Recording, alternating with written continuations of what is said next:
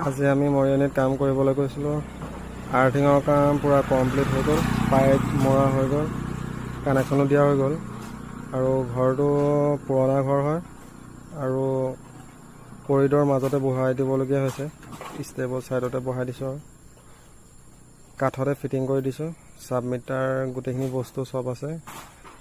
আৰু ঘৰটো ভাঙিব মানে ইমাৰ্জেঞ্চি কাম, সেইকাৰণে কৰি দিবলগীয়া হ'ল। আৰু ফিটিং কৰি থাকোঁতে ওপৰৰ পৰা শ্বৰ্টখন ভাঙি পৰিহে গৈছে, টুকুৰা হ'ল। একদম লেতেৰা জেগা বুলি ক'ব পাৰি আৰু মেইন ৰাস্তা কিনাৰতে।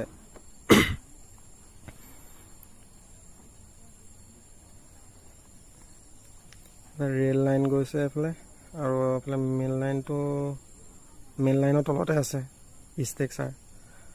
আৰু এখন প্লেট আগবাঢ়ি আছে, সেইটো খুটাৰ কাৰণে মানে দিব পৰা নগ'লে পোন কৰি।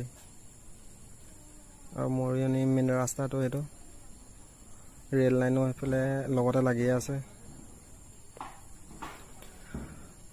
আজি পূৰা কমপ্লিট কৰা হৈ গ'ল। তাকে এয়া মেইন লাইন একদম পূৰা ওচৰতে লাগিয়ে আছে। ভয় কৰিলোঁ আৰু কামটো দেই।